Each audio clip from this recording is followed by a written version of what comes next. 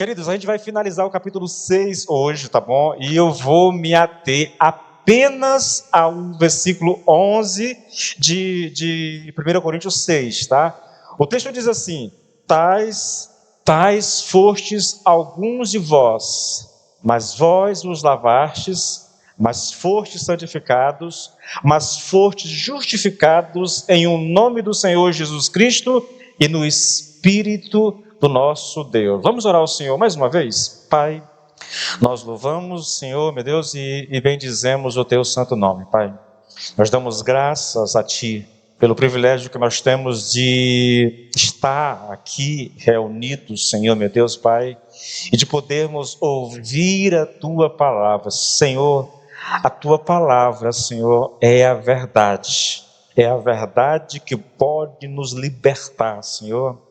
A Tua palavra, diz Paulo, é o poder de Deus para a salvação daquele que crê, Senhor, meu Deus.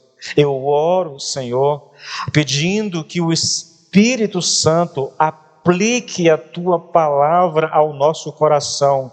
Em nome do Senhor Jesus Cristo, abre o nosso entendimento, Senhor, de maneira que a palavra alcance o nosso coração, Senhor. É a nossa oração nessa noite, em o nome do Senhor Jesus Cristo. Amém e amém. Queridos, a gente veio trabalhando aqui o capítulo 6 e eu demorei mais do que eu planejei demorar, porque a gente acabou explorando algumas coisas. Vocês perceberam que semana passada eu explorei bastante a lista que Paulo faz aqui no versículo 10, né, a respeito da situação da cidade de Corinto. Ele vai descrever os imorais, os adúlteros, os idólatras e um monte de coisa, e eu gastei bastante tempo falando sobre calote na atualidade, tá? Eu peguei uma brecha na pregação e trouxe isso. E engraçado, sabe o que é? É que ontem eu estava lá na Igreja Cristã Evangélica, ouvindo um pastor da Cristã Evangélica lá de Imperatriz, um pastor contando a experiência do filho, um filho que completou 18 anos há tem pouco tempo, e os pais deram a ele um dinheiro, antes de ele completar a idade, deram a ele um dinheiro, que era o dinheiro para ele fazer a habilitação dele. Carro e moto, Imperatriz, eu não tenho nem ideia de quanto é que está hoje, irmãos, mas aí, sei lá, beirando os 3 mil reais, talvez mais do que isso hoje. E aí, quando o menino fez 18 anos, o pai começou assim: filho, você não vai começar a habilitação? Não, fazer habilitação? E o menino começou a fugir dos pais, até que eles pressionaram a criança, e o menino, filho de um pastor, completando 18 anos de idade, disse para o pai: pai, eu gastei o dinheiro. Mas como? Jogando em aposta, nesses sitezinhos de aposta, nesses aplicativos de aposta. O Tigrinho, famoso Tigrinho. No caso dele, eu acho que era aposta de futebol, entendeu? Eu não sei como é que foi, irmãos, eu não tenho nem ideia de como é que funciona esse negócio, porque eu nunca vi essas coisas, tá bom? Não sei nada disso. Eu só sei que tem muita gente perdendo tudo que tem em apostas. E eu gastei um bom tempo, né, falando de pessoas que estão usando isso hoje no Brasil para ganhar rios de dinheiro. O método é muito simples. Você entra, você ganha uma grana para apostar, e aí você começa apostando e começa ganhando. Lembra do videozinho que eu coloquei no grupo da igreja? Lá, a portinha lá que o cara joga lá, entende? É aquilo. Você entra, ganha uma certa quantia para jogar. Aí você joga, aposta e ganha. Uma vez, 2 vezes, 3 vezes, aí você se empolga, entendeu? Você se empolga, ganhando, está ganhando. E de repente você começa a perder. E quando você começa a perder, você, irmãos, é uma droga isso, sabia? É uma droga no sentido literal da palavra. O cara vicia, irmãos. Aquele menino perdeu ali uns 3 mil reais. O dinheiro de fazer a habilitação que o pai suou para ganhar, ele perdeu com a aposta. O cara dá um gostinho, o sabor da vitória. Eu lembrei aqui da música lá do Sabor de Mel, né? Ele experimenta o gosto da vitória e de repente ele começa a perder o que ganhou, e aí começa a injetar dinheiro e a apostar na expectativa de que vai recuperar o que ganhou, o que perdeu. E aí, quando eles... Eu lembro, irmãos, eu fui viciado. Eu jogava baralho apostado. Eu tenho um pavor de qualquer tipo de aposta, irmãos. Porque o viciado em baralho, ele só sai da mesa quando ele quebra os parceiros ou ele quebra, entendeu? Mas enquanto tiver dinheiro e gente na mesa, ele não larga a mesa de jogo. Eu sei o que é isso. Eu sei o que é sentar lá no mercadinho 8 horas da manhã numa mesa daquela e voltar para casa 5 da tarde sem almoçar, sem nada, jogando direto. Sei. Sei o que é você esperar o salário cair na conta para você correr para a mesa de baralho, entendeu? Por isso que eu gastei um tempo tão grande naquele domingo falando sobre isso. Porque eu sei que é um risco hoje, muito grande. Mas hoje eu não quero me ater a isso, tá? Hoje nós vamos nos ater a esse texto. Lembrando, Paulo está lidando com um problema na igreja. Havia irmãos processando outros irmãos, levando esses irmãos em praça pública para ser julgada a sua causa. Paulo soube da situação, escreve uma carta, dá uma reprimenda dessa igreja, diz como eles deveriam agir. Ele usa até mesmo, querido, do sarcasmo para tentar constranger essa igreja, tá? E aí a gente chega nesse ponto. Eu não vou recapitular mais nada, porque senão, irmãos, a gente vai perder algum tempo aqui, e eu preciso do tempo para fechar a ministração de hoje. Então veja só, Paulo diz: tais fostes alguns de vós. Você sabe que isso aqui vem depois da lista dos imorais, dos adúlteros, dos idólatras, dos efeminados, dos sodomitas e tudo mais, tá? Dos ladrões, dos roubadores e tudo mais. Ele está dizendo: tais fostes alguns de vós, mas vós... irmãos, eu vou ler o texto anterior para a gente... na minha cabeça, se você não ler o texto, você não vai... Eu quero que você abra aí em 1 Coríntios, capítulo 6, e a gente vai ler o versículo 9, 10 e o 11, tá? Paulo diz assim: ou não sabeis que os injustos não herdarão o reino de Deus?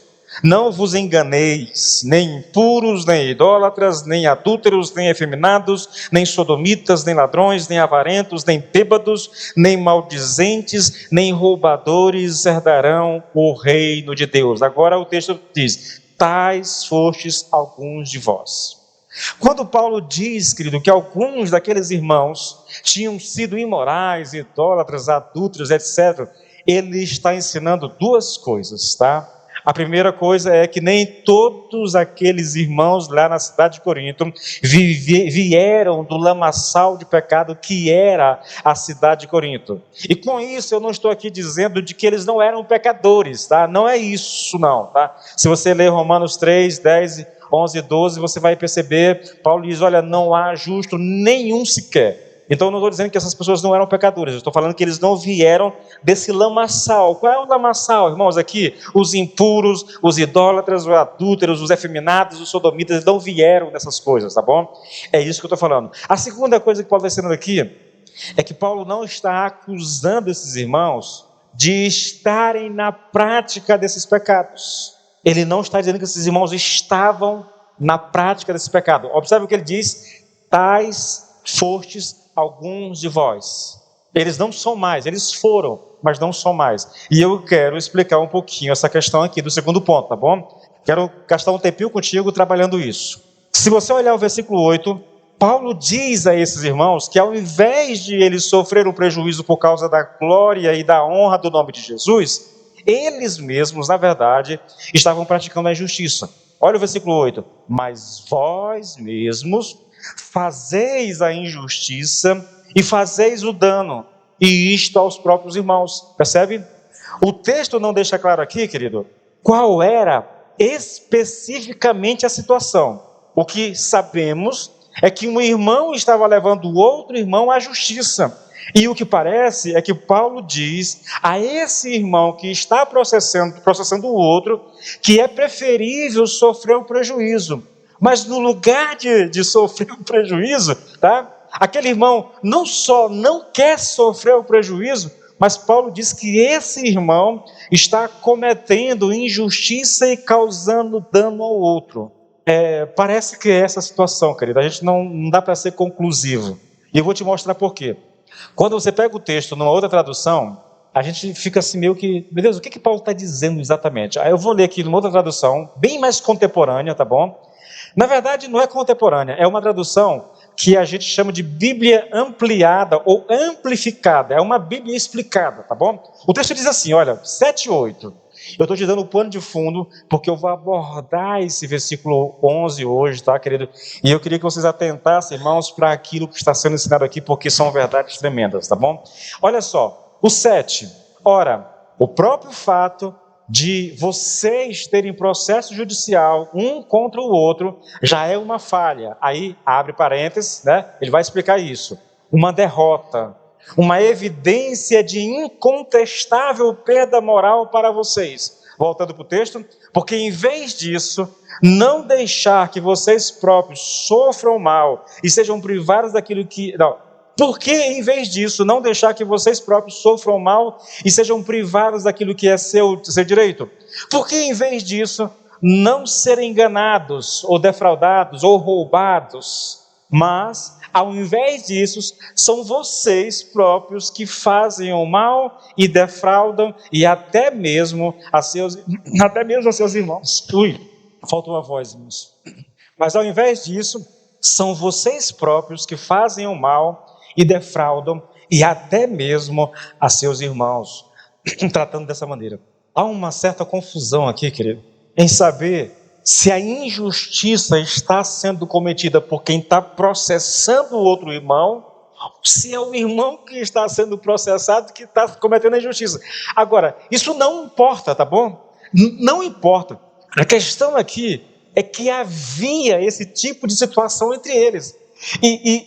Não importa se é o que está processando ou que está sendo processado ou que está cometendo injustiça. O problema é que há um caso ali, naquela igreja, onde dois irmãos estão levando os seus problemas pessoais para um tribunal que acontecia numa praça pública, cercado de gente. Então eles estão levando o problema da igreja para praça pública para ser julgado por pessoas ímpias. Esse é o problema, querido. Esse é o problema. Agora, veja a resposta de Paulo a essa situação. Irmãos, percebam o que Paulo está dizendo. Vocês não sabem que os que fazem tais coisas não têm parte no reino de Deus? Não se enganem a si próprios. Você quer ouvir isso de uma outra maneira? Paulo está dizendo, vocês não sabem que aqueles que praticam a injustiça e causam danos aos seus irmãos não têm parte no reino de Deus? É isso que Paulo está dizendo, irmãos. Escute, quem pratica não é quem comete um ato de injustiça, é quem pratica a injustiça, é quem vive na prática da injustiça que não tem parte no reino de Deus. Aqui nas entrelinhas, querido, Paulo está transmitindo a mensagem que é muito clara para a igreja. Ele está dizendo assim, olha, resolvam logo essa situação, porque se vocês continuarem nessa prática, isso significará que vocês não têm parte no reino de Deus. É isso que ele está dizendo.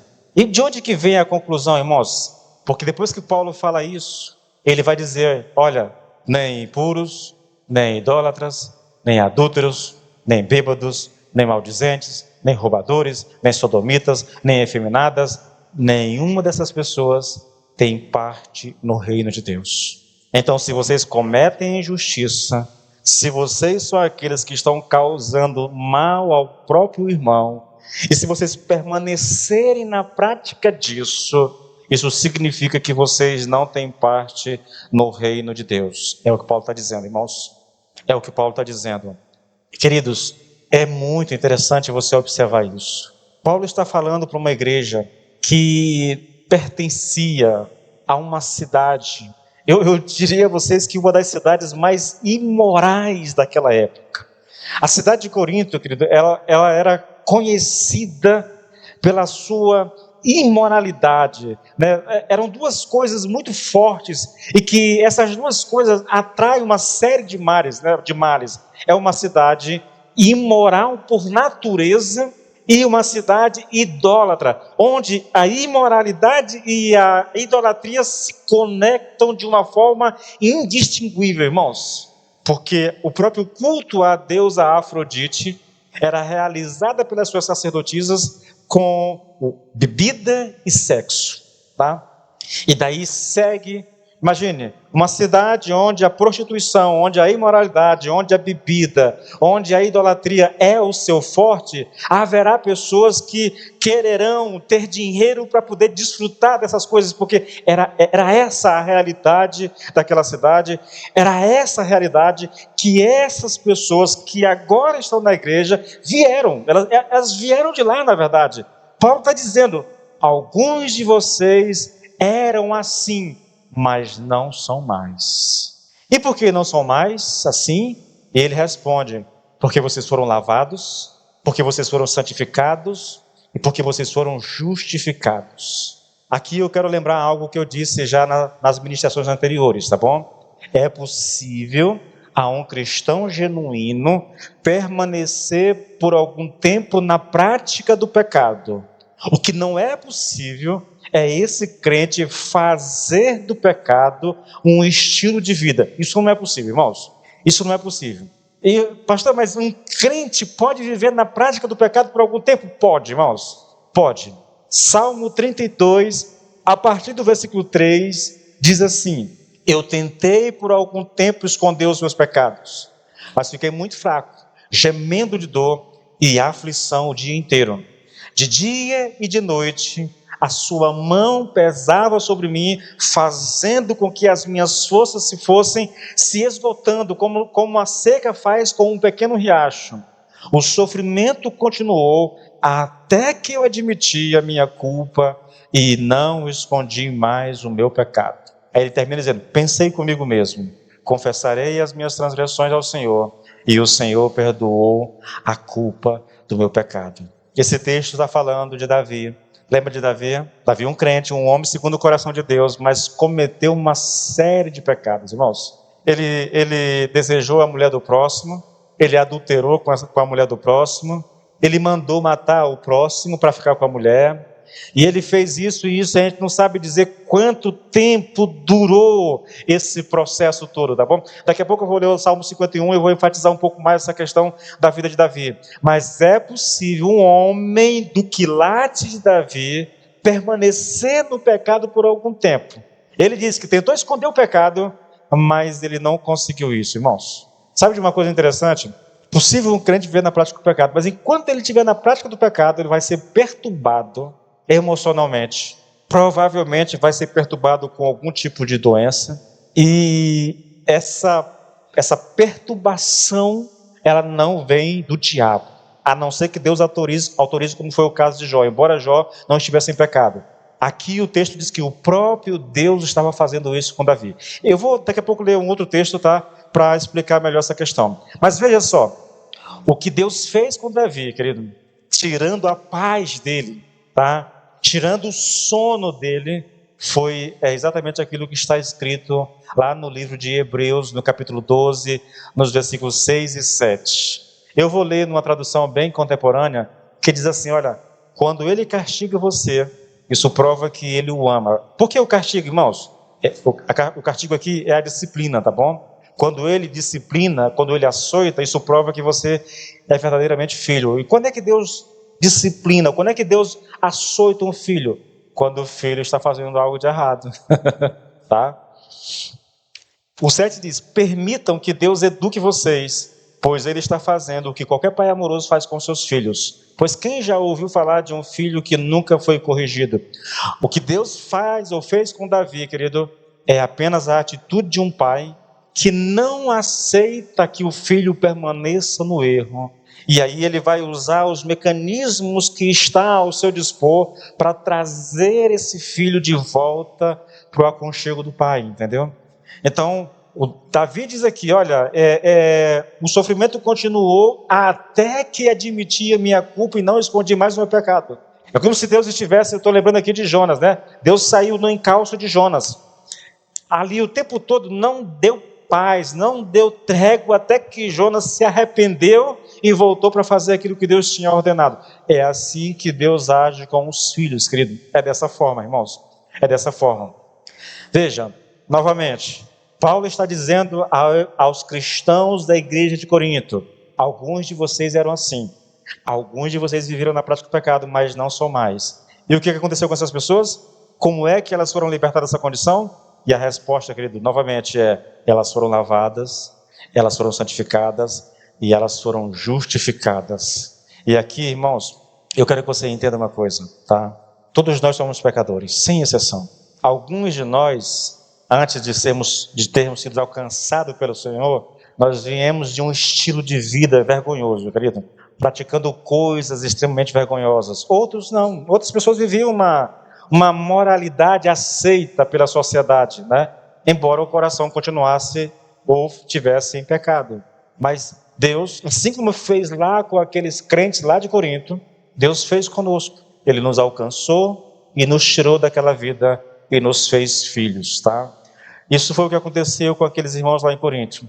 Deus, através do Espírito Santo, por meio de Paulo, lembra lá? Foi Paulo que começou essa igreja, mediante a pregação do Evangelho, Deus lavou, Deus purificou e justificou essas pessoas. Sabe uma coisa? Eu estou lendo um livro muito interessante a respeito do Evangelho, Com Vergonha do Evangelho. O livro descreve a tentativa da igreja de querer ser aceita pela sociedade, de tornar a pregação do Evangelho relevante à sociedade. E aí eles abrem mão da mensagem do Evangelho e começam a oferecer, ou querendo modernizar a mensagem, oferecendo às pessoas aquilo que elas querem. Quando eu penso aqui em Coríntios, que essas pessoas foram lavadas, que foram santificadas e justificadas por meio da pregação, eu pergunto, né? É a pregação mesmo do Evangelho, né, querido? Se você observar, querido, quando a gente pensa na pregação do Evangelho, né, do que seria a pregação do Evangelho, vem algumas coisas na mente, sabe? Do que é a mensagem do Evangelho. Eu vou repetir isso pela milésima vez, né? Você já deve ter ouvido isso. Deus te ama e tem um plano maravilhoso para a sua vida. Venha para a minha igreja, entregue a sua vida para Jesus, Ele vai te curar, Ele vai te abençoar, Ele vai salvar o teu casamento, Ele vai fazer você prosperar. Tudo isso é o que as pessoas chamam de Evangelho, irmãos. Mas eu digo a vocês, querido, que esse tipo de mensagem não transforma a vida de uma pessoa, não da maneira que Deus quer transformar, irmãos. Pastor, mas por que o senhor diz isso, pastor? Você não acha que está sendo muito chato, não, com esse discurso? Irmãos, eu penso que eu estou sendo apenas bíblico, tá bom?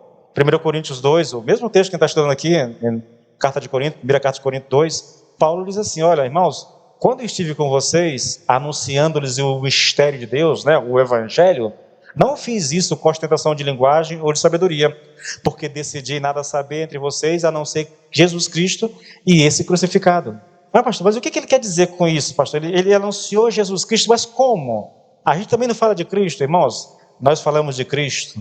Essa é a abordagem moderna da pregação evangélica no Brasil hoje. Eu vou generalizar porque isso é a maioria, tá bom? Quem prega diferente é a minoria. Mas a maioria Jesus tem um plano maravilhoso para a sua vida. Você está doente? Meu irmão, aceita Jesus Cristo que Ele vai curar você. Teu casamento está com problema? Aceita Jesus Cristo, Ele vai mudar o teu casamento. Irmãos, isso não é evangelho, irmãos. Se me desculpe, por mais que isso seja atraente para quem está passando por uma crise, isso não é evangelho, irmãos. Você quer saber qual é a mensagem do evangelho? Romanos 8, versículo 3 e 4. Versículo 3 e 4, irmãos. Porque aquilo que a lei fora incapaz de fazer, por estar enfraquecida pela carne, Deus o fez, enviando o seu Filho à semelhança do homem pecador. O que é a mensagem do Evangelho, irmãos? É Deus enviando Jesus Cristo na semelhança da carne do pecado, ou seja, Ele era um de nós, mas com uma diferença. Ele tinha uma natureza santa, Ele não era pecador. A natureza dele não era pecaminosa como a nossa. Mas Deus enviou o seu Filho em carne e osso a esse mundo. E por que Deus enviou Jesus Cristo a esse mundo? Para que Ele fosse oferecido como uma oferta pelo pecado. Lá na cruz, Jesus Cristo estava sendo oferecido a Deus em holocausto. Uma oferta pelo pecado. Uma propiciação, uma expiação. Ele é aquele cordeiro lá do Velho Testamento que está sendo morto no lugar de quem cometeu o pecado. Eu já falei isso aqui tantas vezes, irmãos. Quando um homem pecava no Velho Testamento, o pecador pegava um animal do rebanho, geralmente um carneiro, um bode, levava ao tabernáculo, diante do sacerdote, ele colocava a mão na cabeça do bode, confessava os seus pecados, como que transferindo os pecados para o carneiro, para o cordeiro. O sacerdote, depois disso, matava o cordeiro, pegava o sangue do cordeiro e jogava esse sangue em cima do altar. Aí o cordeiro morreu no lugar do homem. Por causa disso, Deus não o mata. Por quê? Porque o cordeiro já foi morto no lugar dele.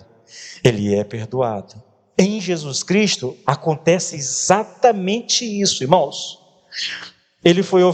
Deus enviou o seu Filho ao mundo na semelhança da carne do pecado, pelo pecado, ou seja, ele foi oferecido como uma oferta pelo pecado.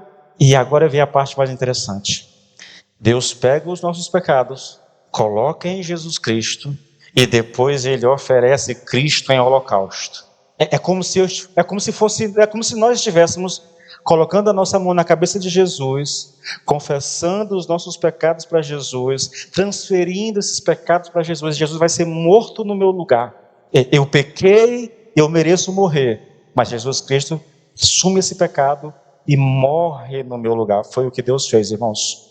Deus condenou o pecado na carne, como ele sofreu a punição do pecado no seu próprio corpo.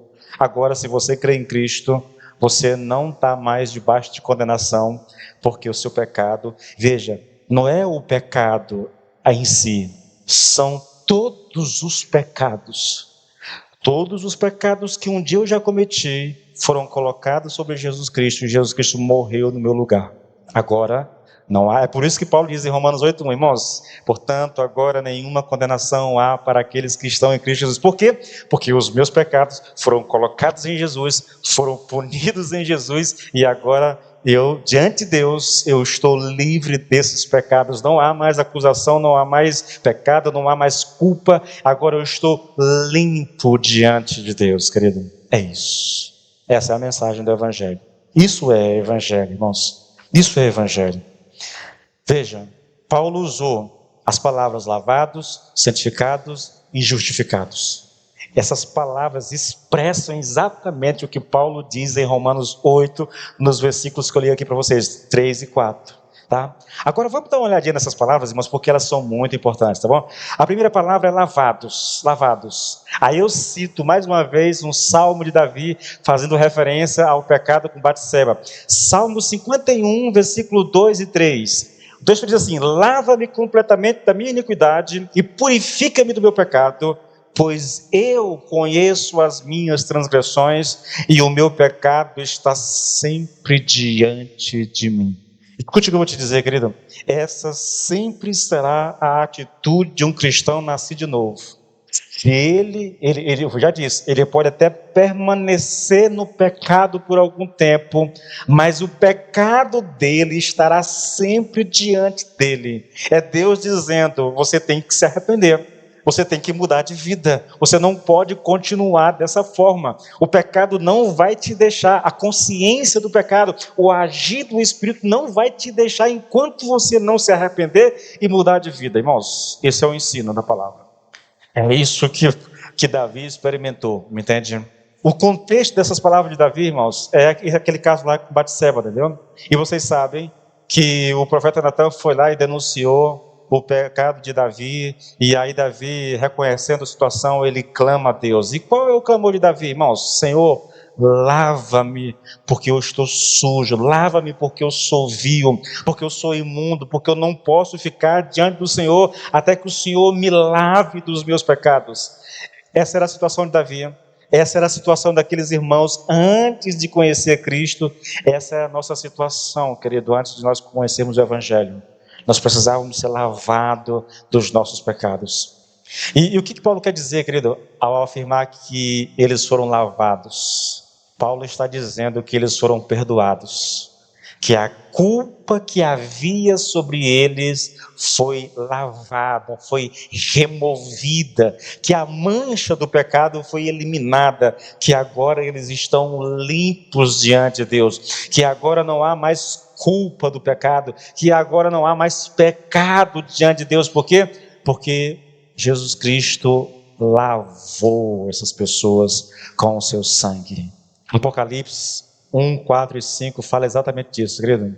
João, as 7 igrejas que estavam na província da Ásia, que a graça e a paz esteja com vocês da parte daquele que é, que era e que há de vir, da parte dos 7 Espíritos que estão diante do seu trono, e da parte de Jesus Cristo, a fiel testemunha, o primogênito dos mortos e o soberano dos reis da terra. Agora escute, aquele que nos ama e pelo seu sangue nos libertou dos nossos pecados, ou nos lavou dos nossos pecados. Ele nos lavou pelo seu sangue, entende?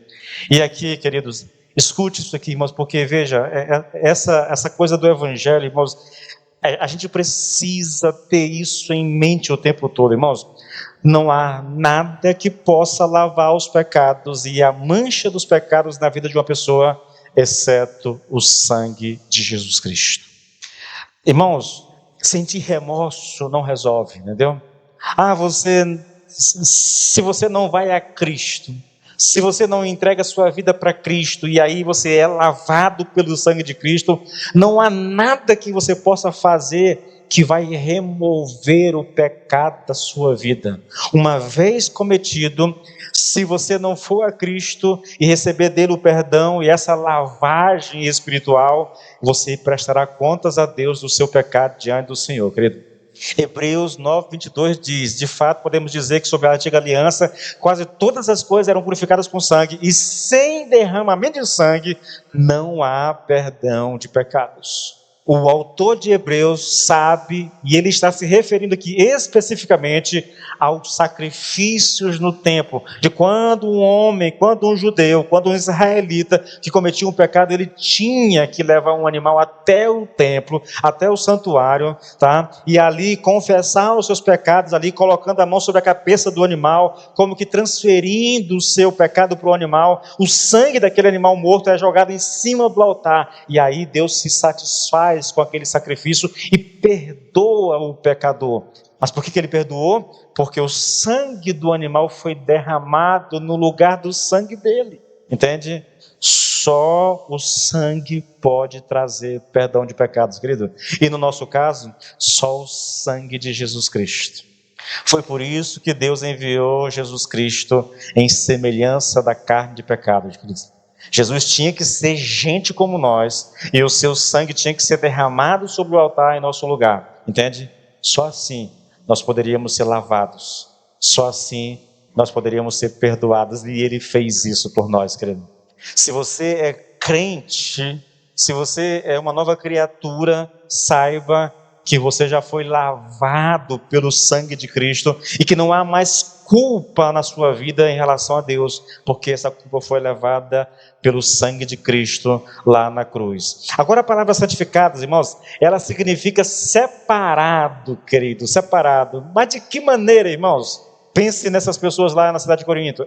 Essas pessoas lá em Corinto, elas foram separadas da sua antiga vida, tá? Essas pessoas viviam na prática dos pecados listados ali, os impuros, os adúlteros, os idólatras.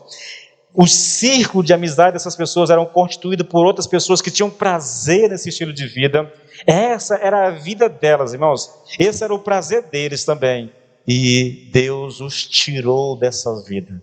Deus separou essas pessoas no meio de uma cidade perdida, de uma cidade imoral, indecente. O Senhor foi lá e separou algumas pessoas para si. Foi o que Deus fez. Separados da idolatria, separados do adultério, da fornicação, de cobiça, de tudo, irmãos. O Senhor fez isso. Olha, quem está aqui na terça-feira já ouviu esse texto tantas vezes, mas tantas vezes, Colossenses 1:13, 13 e 14 na verdade.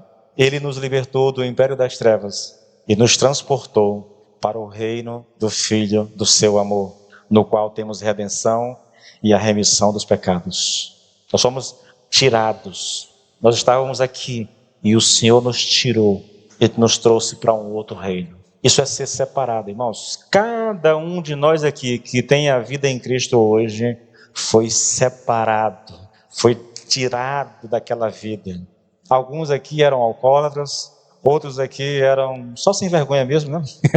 Cachaceiro, mulherengo, não podia ver um rabo de saia, coração cheio de imoralidade, de impurezas, talvez alguns viciados em coisas que a gente nem vale comentar, e o Senhor foi lá e nos tirou, nos arrancou de lá e nos colocou num outro reino.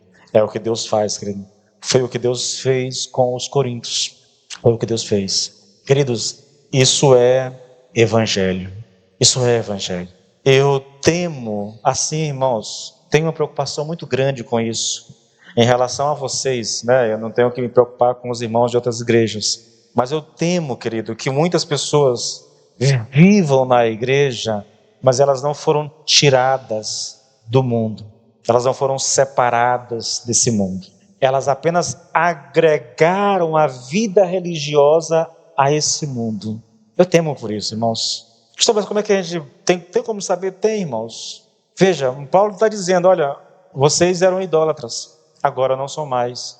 Vocês eram imorais, impuros, agora não são mais. Vocês eram adúlteros, agora não são mais. Vocês eram efeminados, agora não são mais.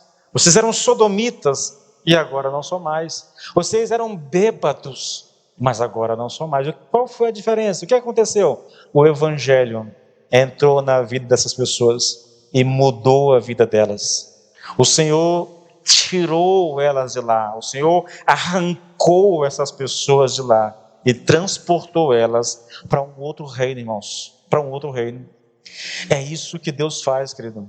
É isso que Deus faz. É assim que Deus liberta o ser humano. O cristão não vive mais na antiga vida, sabe?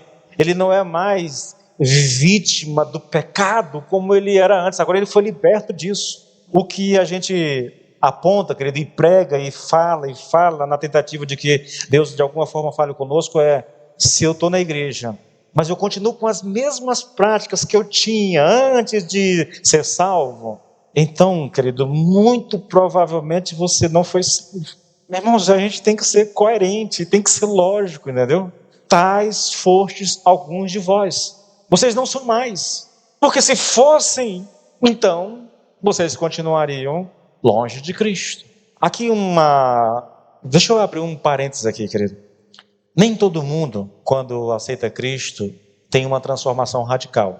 Eu tenho consciência disso, tá?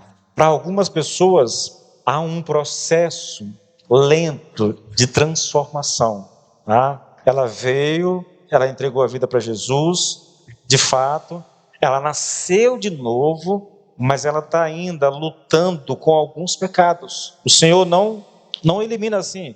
Para outras pessoas, a mudança é radical, poderosa, entendeu? Poderosa. Outras nem tanto. Outros, o processo é mais lento. O que eu estou dizendo é, querido, você tinha um estilo de vida pecaminoso. Você diz que aceitou a Jesus Cristo, mas você continua com o estilo de vida pecaminoso. E você não sente vontade de mudar. Você não quer mudar. Você gosta daquilo, mas gosta de vir à igreja também. Acha que é crente. Acha. Porque mesmo que a mudança não aconteça assim, repentinamente, a transformação no interior começa no ato de salvação, irmãos. Eu falei no nosso retiro sobre regeneração. Um princípio, você era controlado por um princípio de vida. Esse princípio de vida te empurrava para o pecado e você gostava disso, você tinha prazer nisso. Agora você aceitou a Cristo e esse princípio de vida foi arrancado, foi morto e um outro princípio de vida foi colocado em você. Esse princípio de vida que foi colocado em ti agora vai te empurrar para as coisas de Deus. Você pode até ter dificuldade de mudança, mas há um desejo no teu coração, a inclinação tua mudou agora. Você não está mais inclinado para esse mundo aqui de pecado, agora você está inclinado para Deus, ainda que tenha dificuldade, mas há uma inclinação que te empurra para a vida com Deus. Aí, querido, se você se encaixa nisso, você pode ter certeza que você nasceu de novo. Na minha experiência, eu já vi muitas pessoas que aceitam a Cristo, mas continuam com a mesma vida e não querem mudar, não querem mudar. Eu ouvi o pastor falando ontem, né, de um rapaz da academia, um professor de academia, que disse para ele: pastor, eu voltei para a igreja, E o pastor pensou que não, ele voltou para Cristo, mas aí foi falar com eles: não, eu voltei para a igreja. Abandonar as práticas pecaminosas é uma outra questão. Eu voltei para a igreja. Tem gente que está na igreja, só na igreja. Ela não tem vida com Deus. A vida dela, religiosa, é na igreja. Ela não tem relação com o Senhor. A gente tem que ter cuidado com isso, irmãos. Muito cuidado. E a última palavra aqui é justificados, queridos. Eu venho falando sobre isso há não sei nem quantos anos, pregando em Romanos, tá bom? 2 Coríntios 5:21, aquele que não conheceu o pecado, ele o fez pecado por nós, para que nele fôssemos feitos justiça de Deus. Traduzindo esse texto aqui, Jesus Cristo é aquele que não conheceu o pecado. Então Deus pega Jesus e faz ele pecado por nós. Como é que acontece isso, irmãos? Lá na cruz. Lembra, há um momento crucial na crucificação de Jesus, onde o Senhor, ele brada, ele grita, Deus meu, por que me desamparaste? Naquele momento, os estudiosos são praticamente unânimes em dizer que naquele momento ali, o pai teve que virar as costas para o filho. E por que o pai fez isso? Porque os pecados... Oh, Jesus. Eu vou ser abrangente. Os pecados do povo foram colocados. Eu não consigo falar isso, irmãos. Trava. Os pecados dos eleitos foram colocados em Jesus. O Pai, veja. Você quer uma pesquisa interessante? Leia os evangelhos e veja a maneira como Jesus se refere a Deus. Pai, o tempo todo, mas lá na cruz ele diz, Deus meu. Ele não está mais apelando ao Pai, porque ele sabe que o Pai vai ter que moê-lo. Agradou a Deus moê-lo, Isaías 53. O que é isso? Deus vai derramar o cálice da sua ira em Jesus, irmãos. Toda a ira de Deus que era para os eleitos de Deus, todo o castigo de Deus sobre o nosso pecado foi despejado em Jesus na cruz. E agora o Pai não pode contemplar o Filho carregando os nossos pecados e ter que punir o Filho em nós. Eu estou lendo, irmãos, uma descrição disso lá em Efésios. Irmãos, queridos, o que significou para Deus punir Jesus naquela cruz no nosso lugar, irmãos? O que significou para Jesus ser punido pelo Pai no nosso lugar, irmãos? É uma descrição emocionante, querido, emocionante. Nós não temos noção do que de fato aconteceu, mas foi o que Deus fez por nós. Aquele que não conheceu o pecado, Deus o fez pecado por nós. Para quê? Para que em Jesus fôssemos feitos justiça de Deus. Deus não apenas nos lavou, não apenas nos tornou limpos, não apenas nos santificou, irmãos, nos separou para Ele mesmo. Ele fez muito mais do que isso. Ele nos justificou. Irmãos, justificação significa que a própria perfeição e justiça de Jesus e a observância da lei são atribuídas ou imputadas a nós. Isso é justiça de Deus, querido. Isso é justificação. Deus atribui a nós a perfeição de Cristo, a justiça de Cristo e até mesmo a observância da lei. Ele obedeceu a lei em todos os detalhes, até o mais grave de todo, que é a questão da morte. Então, ele obedeceu a lei e tudo isso é atribuído a nós. Novamente, é exatamente isso que Paulo diz em Romanos 8, versículo 3 e 4. Irmãos, porquanto que era impossível a lei, visto como estava enferma pela carne, Deus, enviando o seu Filho em semelhança da carne do pecado, pelo pecado condenou o pecado na carne, para que a justiça da lei se cumprisse em nós. Nós que não andamos segundo a carne, mas segundo o Espírito. Irmãos, queridos, se você quiser entender esse texto, eu tenho mais ou menos umas 6, 8 ministrações só nesses 2 versículos, tá? Está lá na minha playlist de Romanos no YouTube. Se você quiser dar uma olhadinha. De acordo com esse ensinamento aqui, irmãos, Deus coloca a justiça, a santidade da vida de Cristo sobre essas pessoas que Ele justifica, para que Deus olhe para elas como se elas nunca nunca tivessem cometido pecados. Falhou aqui, Lucas. Oi, isso. Falhou o microfone. Escute, irmãos, escute. Deus coloca a justiça, a santidade da vida de Cristo sobre essas pessoas que Ele justifica. E para quê? Para que Ele possa olhar para nós como se nós nunca tivéssemos cometido pecado. Quando Deus, irmãos, eu sei que sem a ajuda do Senhor, você não vai conseguir crer nisso. Eu posso falar isso aqui a noite todinha e você não vai conseguir crer nisso. Porque você está em Cristo, porque Jesus morreu no teu lugar, porque os teus pecados foram colocados em Jesus e punidos em Jesus. Quando Deus olha para ti, Ele olha para ti como se você nunca tivesse cometido um pecado na sua vida. Por quê, irmãos? Porque todos eles já foram punidos em Jesus Cristo. Portanto, todos eles foram perdoados, todos eles foram lavados, tirados de ti. Você está limpo desses pecados, você está limpo da culpa desse pecado. Não há culpa sobre você, querido. Não há mais juízo de Deus sobre a tua vida. É por isso que Romanos diz: porquanto agora nenhuma condenação há para aqueles que estão em Cristo Jesus, irmãos. É por isso. Irmãos, hoje eu tive um tempo lá em casa com o Senhor, repetindo essas verdades para mim mesmo, sabe? Entrei para o meu quarto, liguei o sonzinho e tive um momento de oração. E no meu momento de oração eu fiquei repetindo: eu estou em Cristo Jesus. Eu estou em Cristo Jesus. O que isso significa? Isso significa que eu morri com Jesus, que eu fui sepultado com Jesus, que eu ressuscitei com Jesus, que eu estou assentado nas regiões celestiais em Cristo Jesus. Isso significa que não há mais pecado na minha vida. Escute, querido, eu sei que eu peco, tá? Eu tenho consciência disso, mas aos olhos de Deus isso já foi resolvido, isso já foi purificado, isso já foi lavado, isso já foi perdoado, querido. Não há diante de Deus a culpa.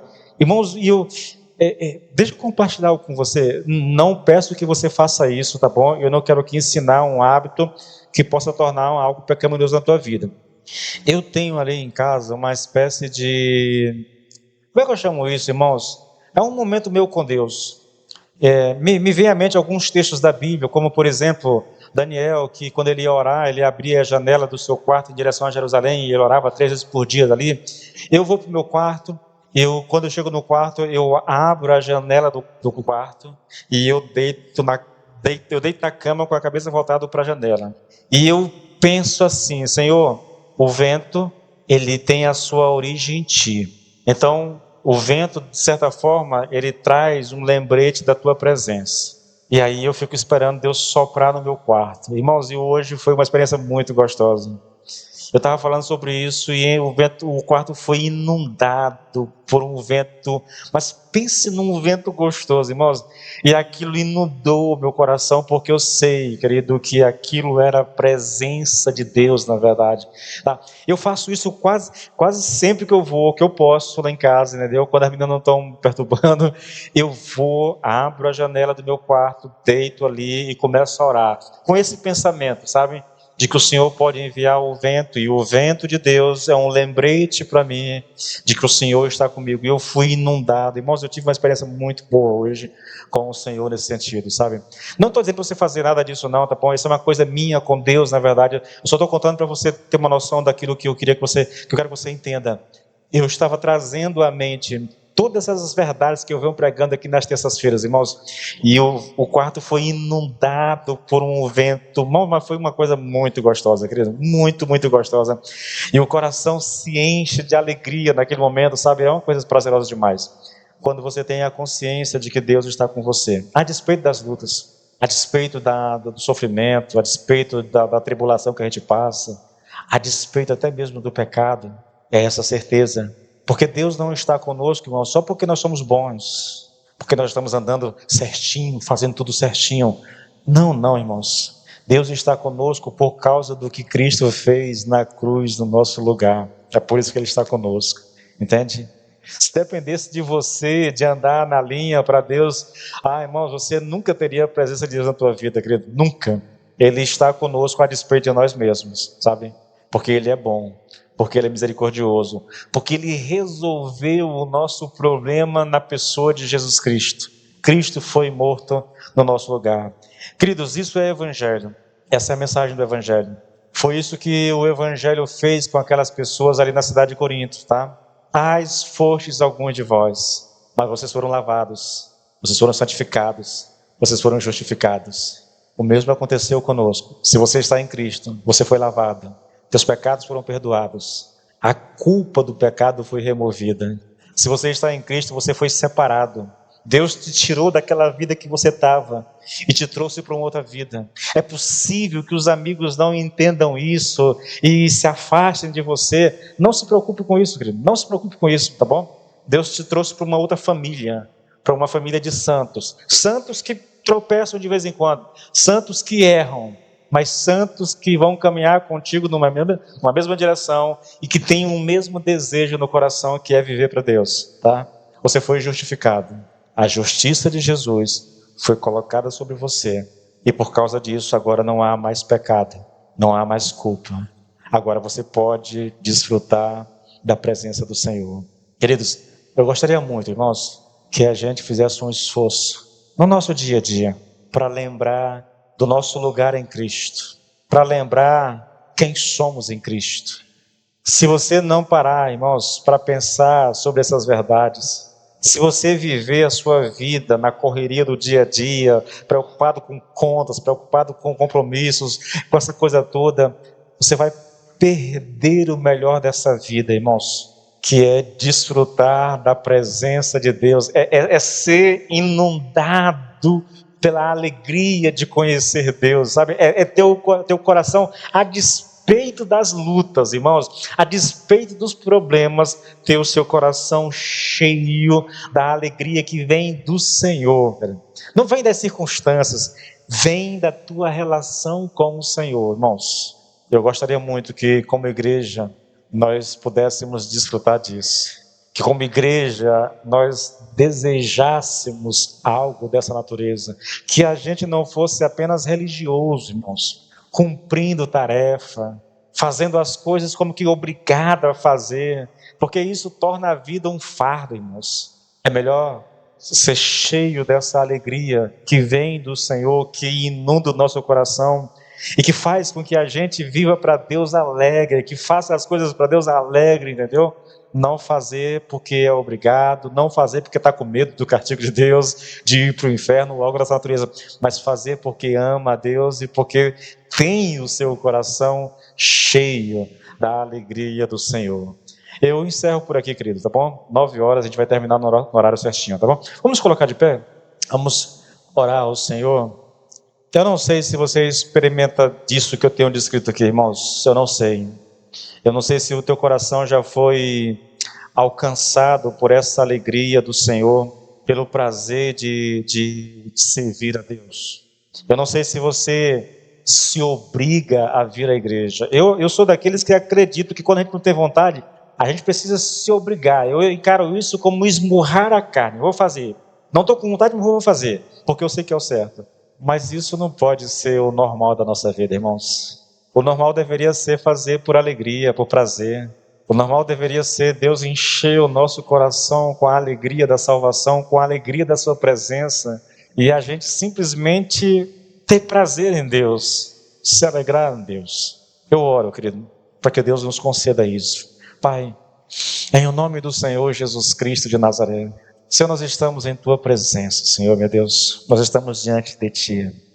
Nós somos aqueles que o Senhor resgatou, que o Senhor tirou de um lamaçal de pecado, meu Deus, nos arrancou do império das trevas e nos transportou para o reino do Seu Filho amado. A inclinação da nossa vida não é mais para o pecado, mas a inclinação da nossa vida agora é para Ti, Senhor, meu Deus. Há um desejo sincero e profundo, Senhor, de viver para Ti todos os dias da nossa vida. Eu oro, Pai, para que a gente viva esses dias movido por um espírito de alegria, Senhor, e gratidão, de maneira que isso não seja um fardo em nós, mas que seja, Senhor, motivo de alegria, que possamos viver com prazer a vida para Ti, Senhor, em o nome de Jesus, Pai. Meu Deus, nos ajude por amor do Teu nome, em nome de Jesus, amém e amém.